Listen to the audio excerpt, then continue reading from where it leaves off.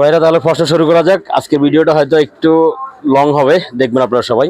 কারণ প্রথমে আপনার কাছে যাই, কোন নবীকে করাত দিয়ে দ্বিখণ্ডিত করে ফেলা হয়েছিল?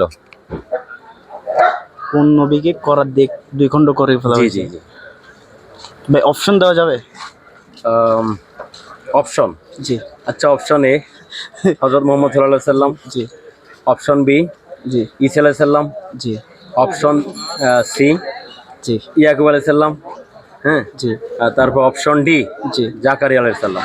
যেহেতু আমরা তিনজন আছি, আমরা যেহেতু উনি চারটা অপশন দিছে, এখানে আমরা একটা মজা করি, আমরা কি তিনজনে তিনটা অপশন বলবো, ঠিক আছে? হযরত মুহাম্মদ সাল্লাল্লাহু আলাইহি সাল্লাম আমার। আচ্ছা আপনি শোভন ভাই? আমিও জাকারিয়া। আপনি? হযরত জাকারিয়া আলাইহিস সালাম। ভাই আপনি এদিকে আসেন। আপনার নাম কি? মোহাম্মদ মনির হোসেন। মনির ভাই প্রশ্ন করছে, ওনাকে উত্তর দিয়েছেন, আপনি কেমন হইলো?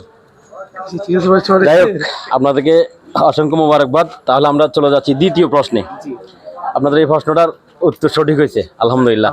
দ্বিতীয় প্রশ্নটা হচ্ছে, ওমর রাদিয়াল্লাহু তাআলা আনহুকে কোন ব্যক্তি হত্যা করে, ওনার নাম কি? আমি জানি না ভাই। স্বপন ভাই? ওনার নাম হাফসি নাকি, আমার নাম সঠিক জানি না আমিও। আপনি?